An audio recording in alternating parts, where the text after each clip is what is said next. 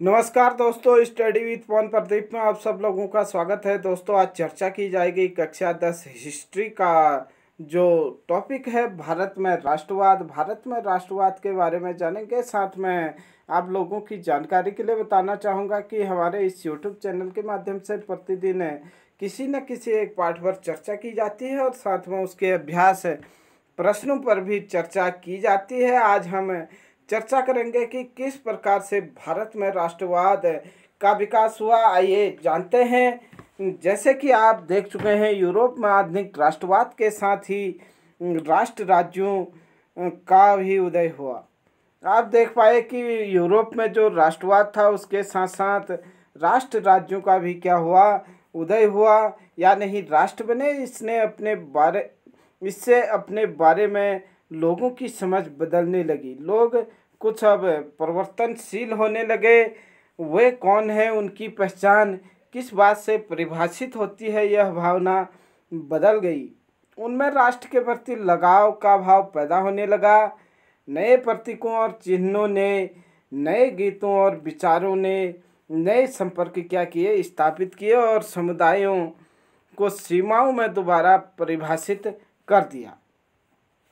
ज़्यादातर देशों ने इस नई राष्ट्रीय पहचान का निर्माण एक लंबी प्रक्रिया में हुआ। ज़्यादातर देशों में जो भी यह देश बने वो लंबी प्रक्रिया के तहत बने। आइए देखें कि हमारे देश में यह चेतना किस तरह से पैदा हुई, भारत में राष्ट्रवाद का विकास कैसे हुआ, इसके विषय में हम यहाँ पर जानने का प्रयास करेंगे। दूसरे उपनिवेशों की तरफ भारत में आधुनिक राष्ट्रवाद के उदय की परिघटना उपनिवेशवाद विरोधी आंदोलन के साथ गहरे तौर पर जुड़ी हुई है। औपनिवेशिक शासकों के खिलाफ संघर्ष के दौरान लोग आपसी एकता को पहचानने लगे थे। जब विदेशियों ने यहाँ पर अपना शासन चलाया और शोषण किया तो लोग अपनी अहमियत जानने लग गए थे और उन्होंने आपस में एकता स्थापित कर ली। उत्पीड़न और दमन के साझा भाव ने विभिन्न समूहों को एक दूसरे से बांध दिया। अनेक जो समूह थे वह सब उत्पीड़ित थे और वह सब एक साथ आकर आपस में मिल गए, लेकिन हर वर्ग और समूह पर उपनिवेशवाद का असर एक जैसा नहीं था। उनके अनुभव भी अलग थे और स्वतंत्रता मायने भी अलग थे। जो लोग थे उनकी समस्याएं भी अलग थी। उनके लिए स्वतंत्र होने का मतलब भी अलग था। ये यहाँ पर बताया गया है। महात्मा गांधी के नेतृत्व में कांग्रेस ने इन समूह को इकट्ठा करके एक विशाल आंदोलन खड़ा किया। महात्मा गांधी जी के नेतृत्व में क्या हुआ कि इन सब समूह को इकट्ठा किया गया और एक विशाल आंदोलन खड़ा किया गया, परंतु इस एकता में टकराव के बिंदु भी निहित थे। जहां अनेक लोग जुड़े तो कुछ उनके आपसी मतभेद भी यहाँ पर हुए थे।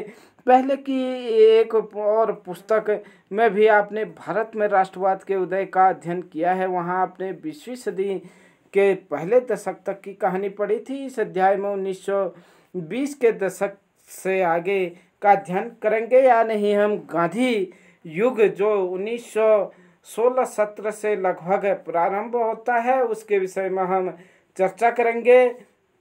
असहयोग आंदोलन, सविनय अवज्ञा आंदोलन के बारे में पढ़ेंगे। प्रश्न पूछा जाता है कि असहयोग आंदोलन किसने प्रारंभ किया या सविनय अवज्ञा आंदोलन किसने प्रारंभ किया। ये सब अभी हम पढ़ेंगे कि गांधी जी ने ये कब किए और इसके क्या राष्ट्रवाद पर प्रभाव पड़ा। हम ये देखेंगे कि कांग्रेस ने राष्ट्रीय आंदोलन को विकसित करने के लिए किस तरह के प्रयास किए। इस आंदोलन में विभिन्न सामाजिक समूहों ने किस तरह हिस्सा लिया और किस तरह राष्ट्रवाद ने लोगों की कल्पना को नई उड़ान दे दी।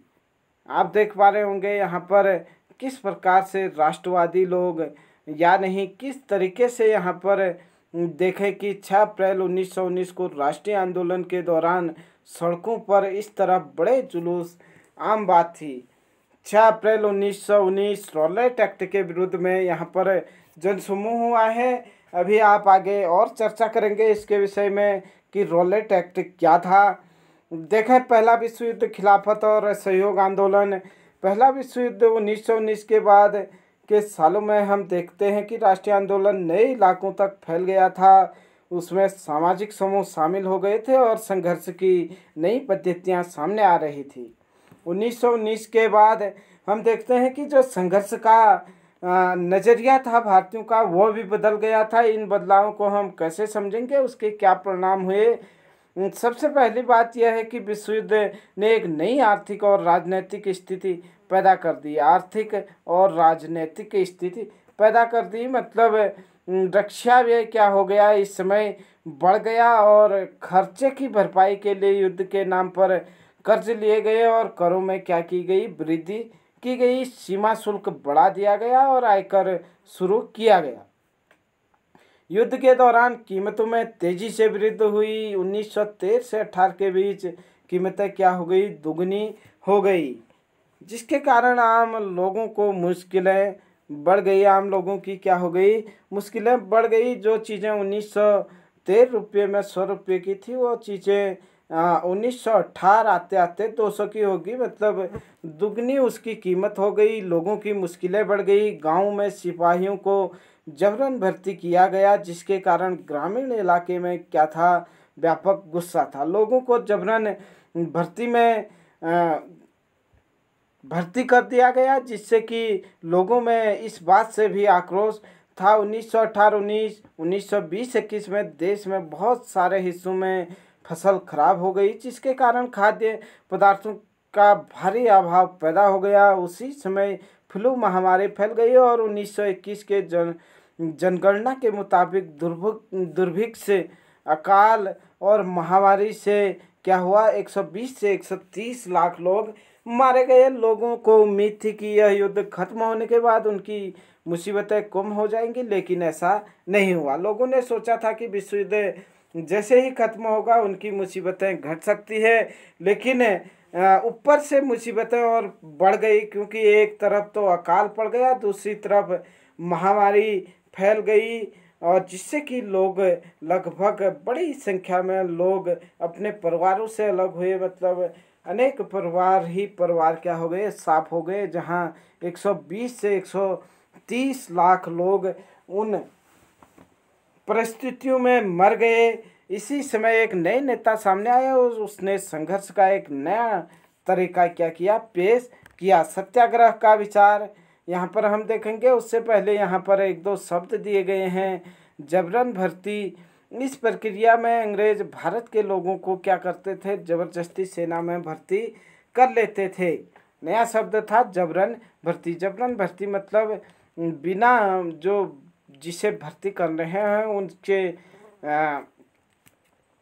इच्छा के हम उसे भर्ती कर लेते हैं, तो जबरन कहलाता है। सत्याग्रह का विचार, महात्मा गांधी ने 1915 में भारत लौटे। महात्मा गांधी 9 जनवरी 1915 में भारत लौट आए थे। 9 जनवरी को प्रत्येक साल अप्रवासी भारतीय दिवस मनाया जाता है। इससे पहले वे दक्षिण अफ्रीका में थे। उन्होंने एक नए तरह के आंदोलनों के रास्ते पर चलते हुए वहाँ की सरकारों से या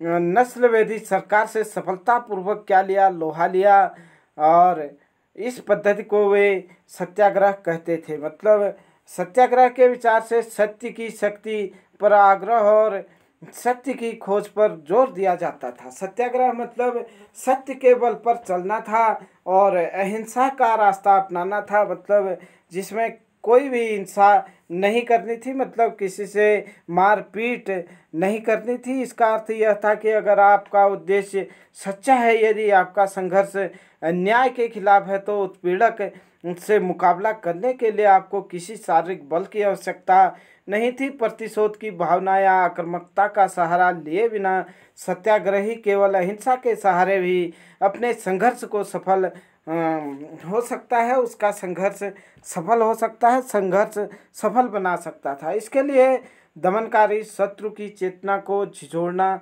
चाहिए। उत्पीड़क शत्रु को नहीं, बल्कि सभी लोग को हिंसा के जरिए सत्य को स्वीकार करने पर विवश करने की बजाय सच्चाई को देखने और सहज भाव से स्वीकार करने के लिए प्रेरित किया जाना चाहिए। इस संघर्ष में अंततः सत्य की ही जीत होती है। गांधी जी का विश्वास था कि यह हिंसा धर्म सभी भारतीयों को एकता के सूत्र में बांध सकता है। गांधी जी मानते थे कि अहिंसा एक ऐसा रास्ता है कि जो सभी भारतीयों को एक सूत्र में बांध सकता है। भारत आने के बाद गांधी जी ने कई स्थानों पर सत्याग्रह आंदोलन चलाए। 1917 में बिहार के चंपारण के इलाके के दौरा किया उन्होंने। 1917 में बिहार गए, चंपारण में गए और दमनकारी बागान व्यवस्था के खिलाफ किसानों के साथ संघर्ष किया, किसानों को संघर्ष करने के लिए प्रेरित किया। 1917 में उन्होंने गुजरात के खेड़ा जिले में किसानों की मदद के लिए सत्याग्रह किया। आप देख सकते हैं चंपारण सत्याग्रह कब हुआ? 1917 में। किसके द्वारा प्रारंभ किया गया? गांधी जी के द्वारा चलाया गया। उसके साथ साथ आप देख सकते हैं कि गुजरात में खेड़ा आंदोलन कब प्रारंभ किया गया? 1917 में चलाया। उसके बाद का आयोजन किया गया खराब। तब क्या हुआ? जब खेड़ा आंदोलन चलाया गया, फसल खराब हो जाने और प्लेग की महामारी के कारण खेड़ा जिले के किसान लगान चुकाने की हालत में नहीं थे। एक तो प्लेग महामारी फैल गई थी 1917 में, उस समय गुजरात के क्षेत्र में, साथ ही किसानों की फसलें भी खराब हो गई थी, जिससे किसान यहाँ पर लगान चुकाने के हालत में नहीं थे। वे चाहते थे कि लगान वसूली में ढील दी जाए। 1918 में गांधी जी ने सूती कपड़ा कारखानों के मजदूरों के बीच सत्याग्रह आंदोलन चलाने अहमदाबाद जा पहुँचे। प्रश्न पूछा जाता है कि अहमदाबाद मिल मजदूरों के समर्थन में गांधी जी ने कब सत्याग्रह प्रारंभ किया? 1918 में। खेड़ा में 1917, जबकि चंपारण में भी 1917 ईस्वी में ही गांधी जी ने आंदोलन चलाए थे। उसके बाद हम यहाँ पर देखेंगे सत्याग्रह पर महात्मा गांधी के विचार। महात्मा गांधी किसे सत्याग्रह मानते थे, ये आप देख सकते हैं गांधी जी के विचार। कहा जाता है कि निष्क्रिय प्रतिरोध दुर्बलों का हथियार है, लेकिन इस लेख में जिस शक्ति की बात की गई है उसे केवल ताकतवर ही इस्तेमाल कर सकते हैं। यह निष्क्रिय प्रतिशोध की शक्ति नहीं है, इसके लिए तो सघन सक्रियता चाहिए। दक्षिण अफ्रीका का आंदोलन निष्क्रिय नहीं बल्कि सक्रिय आंदोलन था। सत्याग्रह शारीरिक बल नहीं है। सत्याग्रही अपने शत्रु को कष्ट नहीं पहुंचाता, वह अपने शत्रु का विनाश नहीं चाहता। गांधी जी क्या कह रहे हैं सत्याग्रह के विषय में? सत्याग्रह के प्रयोग में दुर्भावनाओं के लिए कोई स्थान नहीं होती है। सत्याग्रह को शुद्ध आत्मबल है। सत्याग्रह तो क्या है? शुद्ध आत्मबल है कहते हैं गांधी जी, और सत्य ही आत्मा का आधार होता है, इसलिए इस बल को सत्याग्रह नाम दिया गया। आत्मा ज्ञान से हमेशा लैस होती है, इसमें प्यार की लौ जलती है। अहिंसा सर्वोच्च धर्म है। ये गांधी जी के विचार थे अहिंसा के विषय में। ये आगे कहते हैं गांधी जी की, इसमें कोई संदेह नहीं कि भारत विनाशकारी शस्त्रों के मामले में ब्रिटेन या यूरोप का मुकाबला नहीं कर सकता। अंग्रेज युद्ध के देवता की उपासना करते हैं, वे सब हथियारों से लैस हो सकते हैं, होते रहे हैं। भारत में करोड़ों लोग कभी हथियार लेकर नहीं चल सकते। इन्होंने अहिंसा के धर्म को आत्मसात कर लिया। ये गांधी जी सत्याग्रह के विषय में जानते थे या कहते थे। स्रोत को ध्यान से पढ़ो। जब महात्मा गांधी ने सत्याग्रह को सक्रिय प्रतिरोध कहा तो उसने क्या आश्रय था? मतलब गांधी जी का कहना था कि अगर आपके खिलाफ अन्याय हो रहा है तो आपको लगातार उसके विरुद्ध आवाज़ उठानी पड़ेगी, और वह बिना शस्त्रों के और बिना अपने जो विरोधी है उस पर कोई कष्ट पहुंचाए आप अपनी बात रख सकते हैं। गांधी जी का कुछ इस तरीके का मानना था। यहाँ पर एक चित्र दिया गया था। दक्षिण अफ्रीका में भारतीय मजदूर फोक स्टोवर्स से गुजर रहे हैं। 6 नवंबर 1913 का यह चित्र है। न्यूकैसल से ट्रांसवाल की ओर बढ़ रहे इस जुलूस में महात्मा गांधी जी मजदूरों का नेतृत्व कर रहे थे। जब जुलूस को रोका गया तो और गांधी जी को गिरफ्तार किया गया तो हजारों मजदूर अशोषितों के अधिकार का हनन करने वाले नस्ल भेदी कानून के खिलाफ क्या हो गए, सख्ती में शामिल हो गए। गांधी जी को गिरफ्तार करते ही जो वहाँ पर लोग थे उन्होंने विरोध किया और उन्होंने गांधी जी के पक्ष में आवाज़ उठाई। आगे चर्चा बढ़ाते हैं, देखें रॉलेट एक्ट क्या था। रॉलेट एक्ट, इसे समझने का प्रयास करेंगे, क्यों इसे नो अपील, नो दलील, नो वकील के संज्ञा दी गई, आप इसे समझने का प्रयास करेंगे। रॉलेट एक्ट के विषय में जाने। इस कामयाबी से उत्साहित गांधी जी ने, मतलब किस कामयाबी से, खेड़ा आंदोलन है, चंपारण आंदोलन है, अहमदाबाद में जो मजदूरों की मिल आंदोलन में सफलता गांधी जी को मिली थी। गांधी जी ने 1919 में प्रस्तावित रॉलेट एक्ट के खिलाफ एक राष्ट्रव्यापी आंदोलन सत्याग्रह चलाने का फैसला लिया। जब गांधी जी के 2-3 सत्याग्रह सफल हो गए तो गांधी जी ने जो रॉलेट एक्ट आया था बिना भारतीयों के मर्जी के 1919 में, तो उसके खिलाफ एक राष्ट्रवादी आंदोलन या सत्याग्रह चलाने का फैसला लिया। भारतीय सदस्यों के भारी विरोध के बावजूद इस कानून को इंपीरियल लेजिस्लेटिव काउंसिल ने बहुत जल्दबाजी में पारित कर दिया था। भारतीय लोगों ने विरोध किया, लेकिन जो अंग्रेज थे उन्होंने इस कानून को बहुत जल्दी बना दिया। इस कानून के जरिए सरकार को राजनीतिक गतिविधियों को कुचलने और राजनीतिक कैदियों को 2 साल तक बिना मुकदमा चलाए जेल में बंद रखने का अधिकार मिल गया। रॉलेट एक्ट एक ऐसा कानून था कि जिससे वह अंग्रेज भारतीयों को 2 साल तक बिना किसी अपराध के भी क्या कर सकते थे, बंद कर सकते थे। मुकदमा चलाए बिना भी उसे बंद किया जा सकता था। महात्मा गांधी ऐसे अन्यायपूर्ण कानूनों के खिलाफ अहिंसक ढंग से नागरिक अवज्ञा चाहते थे। इसे 6 अप्रैल के एक हड़ताल से शुरू होना था। यहाँ पर हमने अभी देखा था 6 अप्रैल को जब हड़ताल हुआ था, विभिन्न शहरों में रैली जुलूसों का आयोजन किया गया। रेलवे वर्कशॉप में कामगार हड़ताल पर चले गए, दुकानें बंद हो गई। व्यापक जन उभार से चिंतित तथा रेलवे व टेलीग्राफ जैसी संचार सुविधाओं का भंग हो जाने की आशंका से भयभीत अंग्रेजों ने राष्ट्रवादियों पर दमन शुरू कर दिया। अमृतसर में बहुत सारे स्थानीय नेताओं को हिरासत में ले लिया गया। गांधी जी के दिल्ली में प्रवेश करने पर पाबंदी लगा दी गई। 10 अप्रैल को पुलिस ने अमृतसर में एक शांतिपूर्ण जुलूस पर गोली चला दी गई। इसके बाद लोग बैंकों, डाकखानों और रेलवे स्टेशनों पर हमले करने लग गए। मार्शल लॉ लागू कर दिया गया और जनरल डायर ने कमान संभाल ली। अब क्या होता है जलियांवाला बाग, उसके विषय में हम चर्चा करेंगे। शिक्षा सत्र 2022-23 पर हम चर्चा कर रहे हैं। 13 अप्रैल को जलियांवाला बाग हत्याकांड हुआ। प्रश्न पूछा जाता है कि जलियांवाला बाग हत्याकांड कब हुआ। 13 अप्रैल 1919 को जलियांवाला बाग हत्याकांड हुआ। उस दिन अमृतसर में बहुत सारे गांव वाले सालाना बैसाखी के मेले में शिरकत करने के लिए जलियांवाला बाग मैदान में जमा हुए थे। काफ़ी लोग तो सरकार द्वारा लागू किए दमनकारी विरोध का वो प्रकट करने के लिए भी एकत्रित हुए थे। कुछ लोग तो जलियांवाला बाग में बैसाखी के अवसर पर इकट्ठा हुए थे, जबकि कुछ लोग अंग्रेजों के रॉलेट एक्ट के विरोध में भी यहाँ पर थे।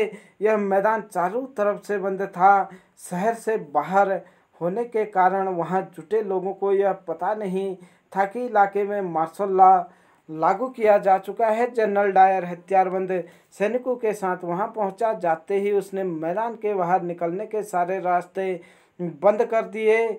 इसके बाद उसके सिपाहियों ने भीड़ पर अंधाधुंध गोलियां चला दी। जो जनरल डायर था वो 13 अप्रैल 1919 को जलियांवाला बाग जो है यहाँ पर पहुंचा और उसने जो बाहर जाने के रास्ते थे वहाँ पर वो रास्ते बंद कर दिए। जो अंदर लोग थे उन पर अंधाधुंध गोलियां चला दी गई, जिससे सैकड़ों लोग मारे गए। कहे तो हम हजारों लोग मारे गए कह सकते हैं। हजारों की संख्या में लोग मारे गए। बाद में उसमें बताया गया कि वह सत्याग्रहों के जहन में दहशत और विस्मय का भाव पैदा करके एक नैतिक प्रभाव उत्पन्न करना चाहता था। इस तरीके से वह डराना चाहता था भारतीयों को और नैतिकता का पाठ पढ़ाना चाहता था, लेकिन भारतीय कहाँ इससे डरने घबराने वाले नहीं थे। जिसमें कि आप लोग देखते हैं जनरल डायर की हत्या आगे चल कर के सरदार उधम सिंह खुद इंग्लैंड में जाकर उनकी हत्या करते हैं और इसका बदला लेते हैं। जैसे जैसे जलियांवाला बाग की खबर फैली, उत्तर भारत के बहुत सारे शहरों में लोग सड़कों पर उतरने लगे, हड़तालें होने लगी, लोग पुलिसों से मोर्चा लेने लगे और सरकारी इमारतों पर हमला करने लगे। जैसे ही लोगों को पता चला कि जलियांवाला बाग नामक स्थान पर अंग्रेजों ने कुकृत्य किया है, शस्त्रहीन मनुष्यों पर, जो एक आम सभा में बैठे थे, जिनको पता भी नहीं था कि यहाँ पर मार्शल लॉ लगा हुआ है, उन निहत्थे लोगों पर जब गोलियों की बौछार के बारे में भारत में इसके विषय में चर्चा चली, तो उत्तर भारत में सड़क यहाँ पर भर गए, लोग सड़क पर उतर आए। सरकार ने इन कार्रवाइयों को निर्ममता से कुचलने का रास्ता अपनाया। सरकार लोगों को अपमानित और आतंकित करना चाहती थी। सरकार ने आतंक का राज यहाँ पर स्थापित किया और सत्याग्रहियों को जमीन पर नाक रगड़ने के लिए सड़क पर घिसट कर चलाने और सारे साहिबों को सलाम मारने के लिए मजबूर किया गया। लोगों को कोड़े मारे गए, गाँव गुजरांवाला पंजाब पर बम बरसाए गए। हिंसा फैलते देख महात्मा गांधी ने आंदोलन को क्या ले लिया, वापस ले लिया गया। भले ही रालेट सत्याग्रह एक बहुत बड़ा आंदोलन था, लेकिन अभी भी वह मुख्य रूप से शहरों और कस्बों तक ही सीमित था। महात्मा गांधी पूरे भारत में ज़्यादा जनाधार वाला आंदोलन खड़ा करना चाहते थे, लेकिन उनका मानना था कि हिंदू और मुसलमानों को एक दूसरे से नज़दीक लाए बिना ऐसा आंदोलन नहीं चलाया जा सकता है। उन्हें लगता था कि खिलाफत का मुद्दा उठाकर दोनों समुदायों को क्या किया जा सकता है, नज़दीक लाया जा सकता है। पहले विश्व युद्ध में क्या हुआ था, ऑटोमन जो तुर्की साम्राज्य था, वहाँ पर खलीफा का शासन चलता था, खलीफा के पद को समाप्त कर दिया था। ऑटोमन तुर्की की हार हो चुकी थी। इस आशय से अफवाहें फैली हुई थी कि इस्लामी विश्व के आध्यात्मिक नेता जो खलीफा है, ऑटोमन साम्राज्य पर एक सख्त शांति संधि थोपी जाएगी। खलीफा की तात्कालिक शक्तियों की रक्षा के लिए मार्च 1919 में बम्बई में एक खिलाफत समिति का गठन किया गया। प्रश्न पूछा जा सकता है कि खिलाफत समिति का गठन कब किया गया। खिलाफत समिति का गठन मार्च 1919 में किया गया। मोहम्मद अली और शौकत अली बंधुओं के साथ साथ कई युवा मुस्लिम नेताओं ने इस मुद्दे पर संयुक्त जन कार्रवाइयों की संभावना तलाशने के लिए महात्मा गांधी के साथ चर्चा शुरू कर दी। जो मुख्य लोग थे मोहम्मद अली और शौकत अली बंधु, इन्होंने महात्मा गांधी से संबंध बनाए। सितंबर 1920 में कांग्रेस के कलकत्ता अधिवेशन में महात्मा गांधी जी ने भी दूसरे नेताओं को इस बात पर राजी कर दिया कि खिलाफत आंदोलन के समर्थन और स्वराज के लिए एक असहयोग आंदोलन शुरू किया जाना चाहिए।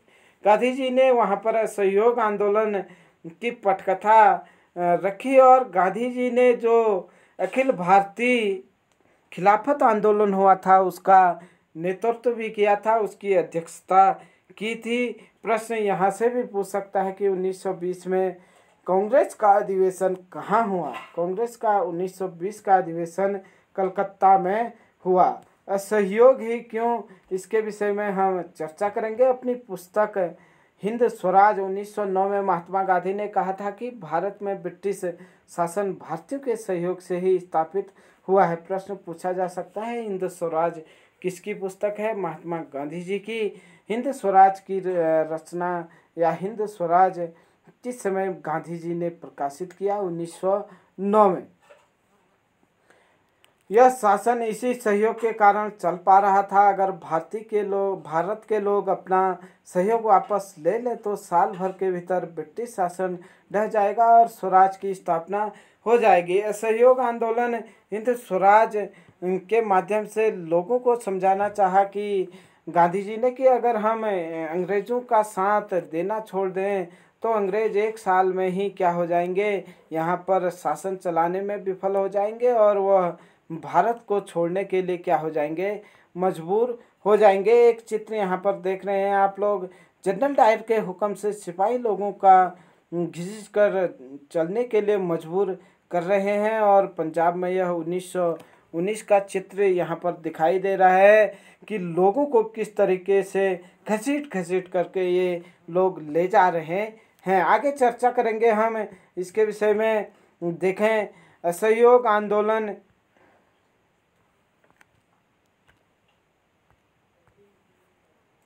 असहयोग का विचार आंदोलन कैसे बन सकता था। गांधी जी का सुझाव था कि यह आंदोलन चरणबद्ध तरीके से आगे बढ़ाना चाहिए।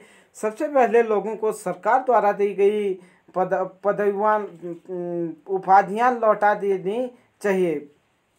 सबसे पहले गांधी जी ने कहा कि जो पदवियों को दिए गए हैं यानी उपाधियां अंग्रेजों के द्वारा दी गई हैं वो लौटा देनी चाहिए। सरकारी नौकरी जो लोग करते हैं, जैसे सेना में है, पुलिस में है, अदालतों में है, विधायी परिषदों में है, या सरकारी स्कूलों में पढ़ते हैं, या जो विदेशी वस्तुओं का प्रयोग करते हैं, उन सब का क्या करना चाहिए, बहिष्कार करना चाहिए। अगर सरकार दमन का रास्ता अपनाती है तो व्यापक सविनय अभियान भी शुरू किया जाएगा। 1920 की गर्मियों में गांधी जी और शौकत अली आंदोलन के लिए समर्थन जुटाते हुए देश भर में यात्रा करते रहे। 1920 की बात है कि गांधी और शौकत अली यानी हिंदू मुस्लिम एकता के साथ साथ देश भर की जनता को यहाँ पर इकट्ठा करने लगे।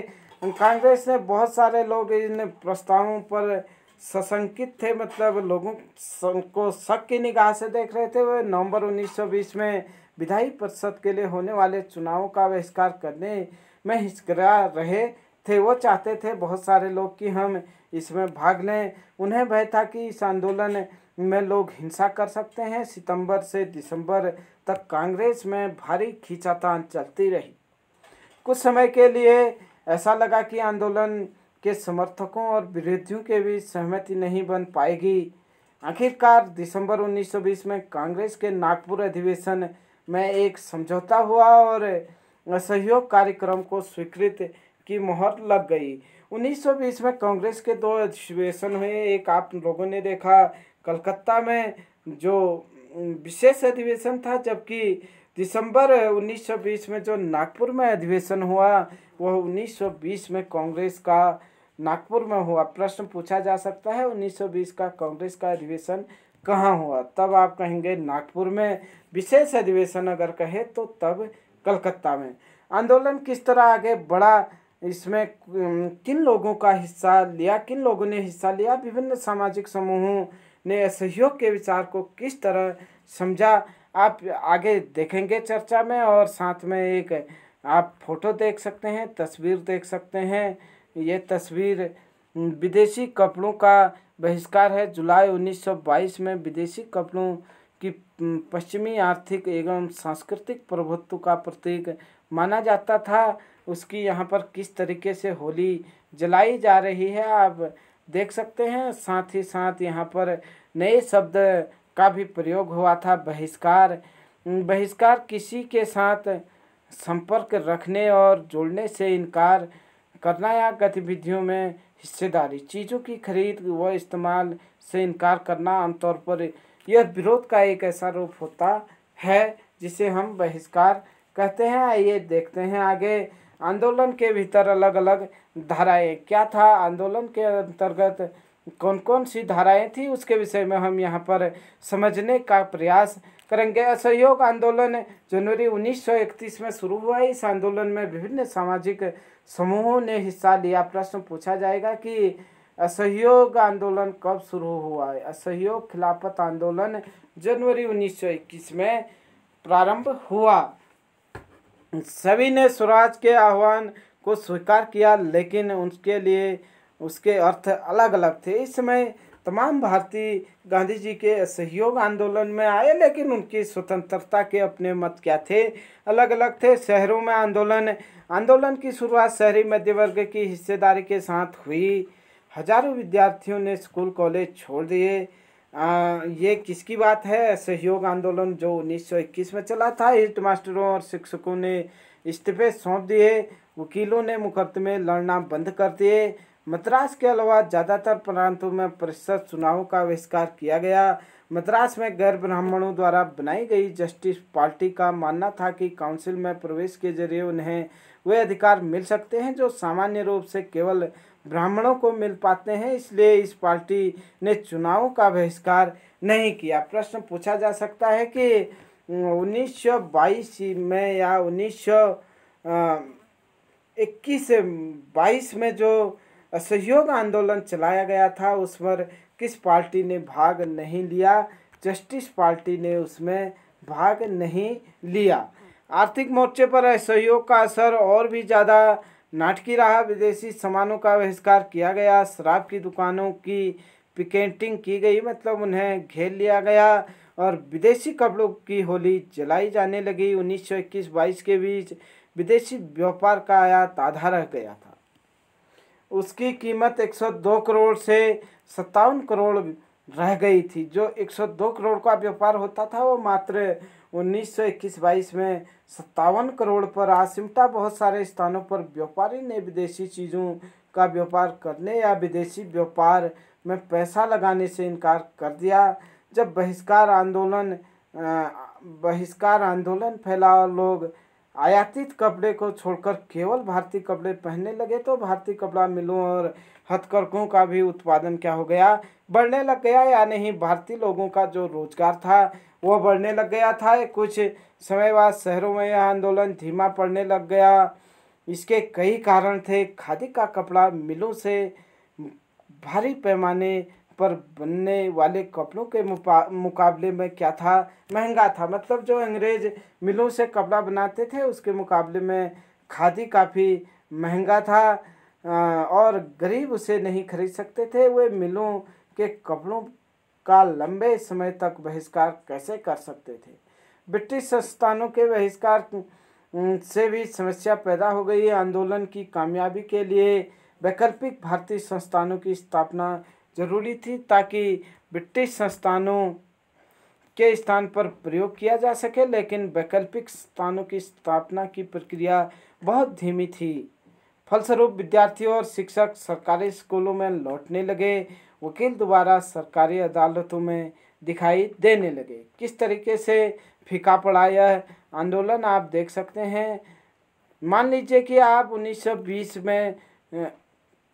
1920 का साल चल रहा है, आप सरकारी स्कूल के विद्यार्थी हैं। विद्यार्थियों को असहयोग आंदोलन से जुड़ने का आह्वान करते हुए आपको एक पोस्टर बनाना है, आप बना सकते हैं। उसके बाद देखें ग्रामीण इलाकों में विद्रोह किस प्रकार से हुआ उसके विषय में हम यहाँ पर देखेंगे। शहरों से बढ़कर असहयोग आंदोलन देहात में भी फैल गया। जो पहले शहरों में मध्य वर्ग तक सीमित था वह देहात गाँव में भी फैल गया। युद्ध के बाद देश के विभिन्न भागों में चले किसान व आदिवासियों के संघर्ष भी इस आंदोलन में समा गए। मतलब इस आंदोलन में किसान और आदिवासी लोग भी सम्मिलित हो गए। अवध में सन्यासी बाबा रामचंद्र किसानों का नेतृत्व कर रहे थे। प्रश्न पूछा जाता है कि अवध किसान सभा या अवध में किसानों का नेतृत्व किसने किया? अवध में किसानों का नेतृत्व बाबा रामचंद्र ने किया। बाबा रामचंद्र ने पहले फिजी में गिरमिटिया मजदूर के तौर पर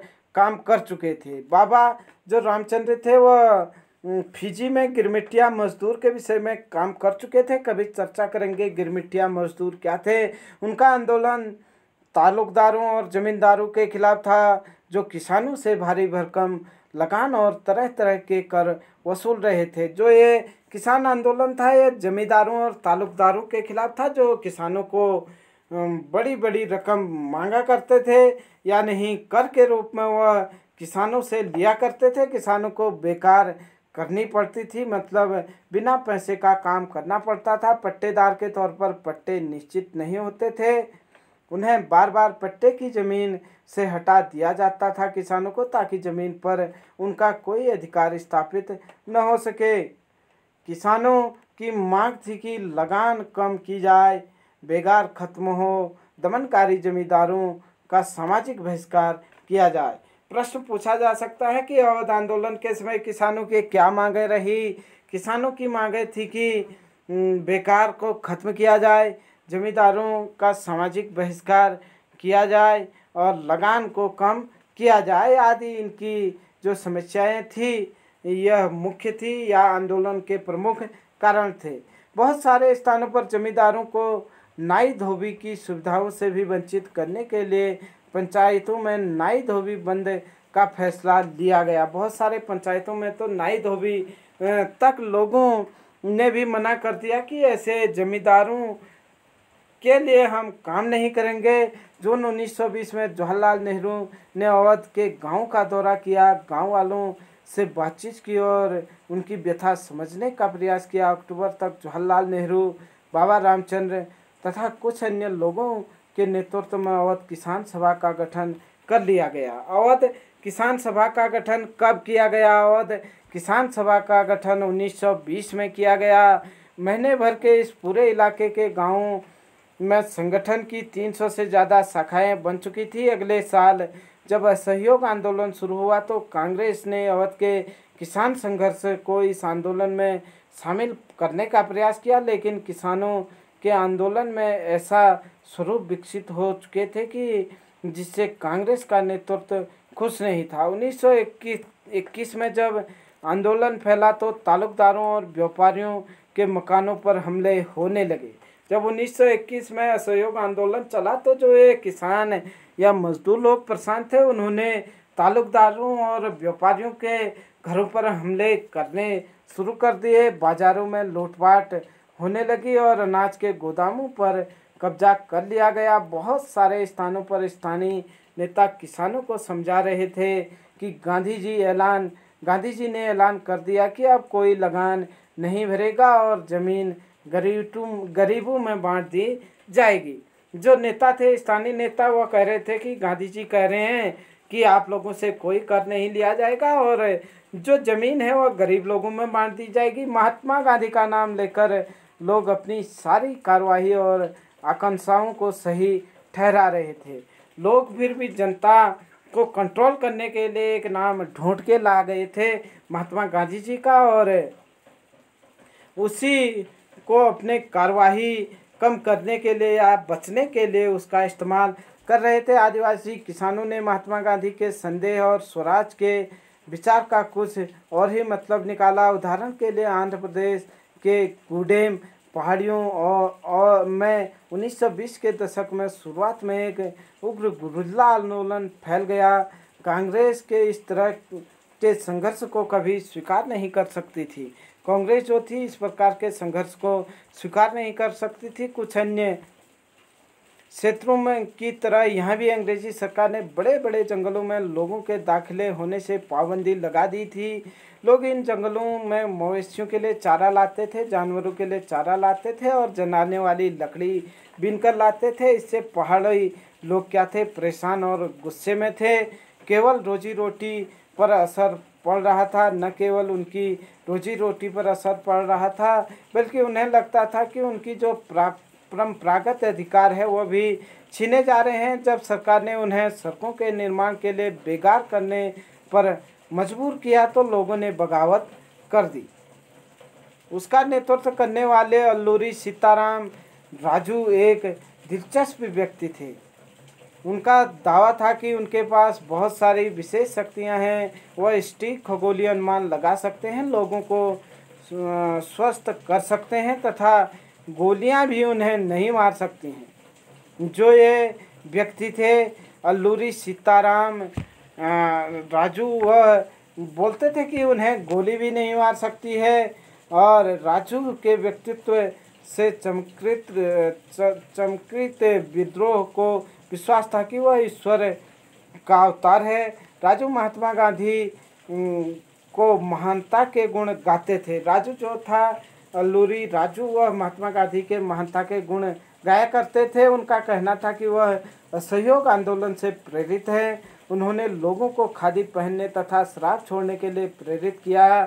साथ ही उन्होंने यह दावा भी किया कि भारत अहिंसा के बल पर नहीं, केवल बल प्रयोग के जरिए ही आज़ाद हो सकता है। ठीक गांधी जी का नाम लेकर के वह किस तरीके से लोगों से बात कर रहे हैं कि भारत हिंसा के बल पर आज़ाद नहीं हो सकता है, बल्कि भारत केवल बल के प्रयोग करने से ही, या नहीं अंग्रेज अगर एक मारे तो हम दो मारेंगे की नीति से ही यहाँ पर स्वतंत्र हो सकता है। ये उनके विचार थे। गुडेन विद्रोही ने पुलिस थानों पर हमले किए, ब्रिटिश अधिकारियों को मारने की कोशिश की और स्वराज प्राप्ति के लिए गुरिल्ला युद्ध चलते रहे। जून 1924 में राजू को फांसी दे दी गई। राजू ने अपने लोगों के बीच लोकनायक बन चुके थे तब तक राजू। उसके बाद आगे चर्चा करेंगे बगानों में स्वराज के विषय में इसके अगले पाठ पर। उससे पहले जो पिछले पेज में हमारे कुछ इम्पोर्टेंट चीज़ें छूट गई थी, जो उसके विषय में हम चर्चा कर लें। और आइए देखते हैं कि क्या है। 6 जनवरी 1931 को जो संयुक्त प्रांत रायबरेली के पास पुलिस ने किसानों पर गोली चलाई। जवाहरलाल नेहरू घटनास्थल का दौरा करना चाहते थे, पुलिस ने उन्हें रोक दिया और गुस्से में नेहरू ने अपने आसपास खड़े किसानों को संबोधित किया। बाद में इस सभा के बारे में उन्होंने बताया। उनका आचरण खतरे के सामने होते हुए भी बहादुर, शांत और निश्चित लोगों जैसा था। पता नहीं उन्हें क्या महसूस हो रहा था, लेकिन मुझे पता है कि मैं क्या महसूस कर रहा था, नेहरू जी कह रहे हैं। और एक पल के लिए मेरा भी खून खौल उठा था। हिंसा तो न जाने कहाँ छूट गई थी, लेकिन सिर्फ एक पल के लिए। नेहरू जी कह रहे हैं कि एक पल तो मैं भी भूल गया था कि हिंसा क्या चीज़ होती है, और मैं भी सोचने लगा कि किस तरीके से अंग्रेज़ों को यहाँ से भगाया जाए। और अहिंसा जैसी चीज़ रही नहीं, खून मेरा भी खोल गया करके बता रहे हैं। लेकिन कुछ ही सेकंड, जिस ईश्वर की कृपा से हमें विजय द्वार पर ले जाने के लिए भेजा गया है, उस महान नेता के विचार मुझे याद आ गए। मैंने देखा कि मेरे आसपास बैठे और खड़े किसान मेरे से कम उत्तेजित, मेरे से ज़्यादा शांत थे। नेहरू जी कह रहे हैं कि जब मैं जोश में था, खून खौला हुआ था, जो मेरे आसपास के लोग थे वो उतने ज़्यादा उत्तेजित नहीं थे, क्योंकि जो हमारे देश को स्वतंत्र करने की मुहिम छेड़े हुए थे, उन्होंने अहिंसा का पाठ लोगों को पढ़ाया था।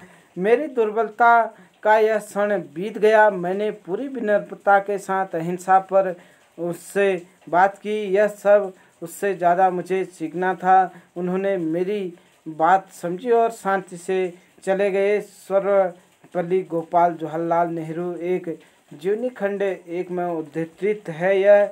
उसके साथ साथ हम देख रहे थे कि 1928 में वल्लभ भाई पटेल ने गुजरात के बारदोली तालुका में किसान आंदोलन का नेतृत्व किया। प्रश्न पूछा जाता है कि गुजरात के बारदोली में बारदोली आंदोलन का नेतृत्व किसने किया। बारदोली आंदोलन का नेतृत्व सरदार वल्लभ भाई पटेल ने किया। यह प्रश्न पूछा जाता है कि बारदोली सत्याग्रह या बारदोली आंदोलन कब प्रारंभ हुआ। बारदोली आंदोलन 1928 में प्रारंभ हुआ।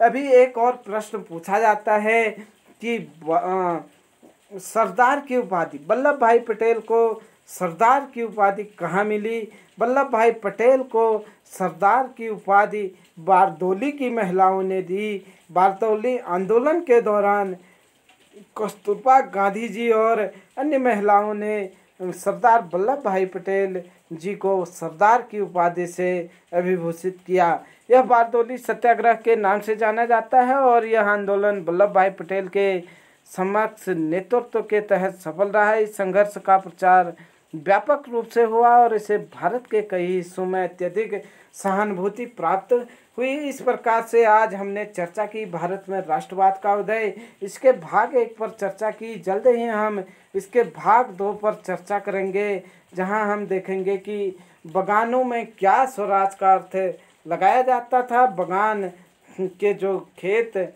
में काम करने वाले लोग थे, उनका स्वराज का क्या अर्थ था। ये सब चर्चाएं हम आगे जारी रखेंगे। तब तक के लिए आप हमारे साथ यूं ही जुड़े रहे।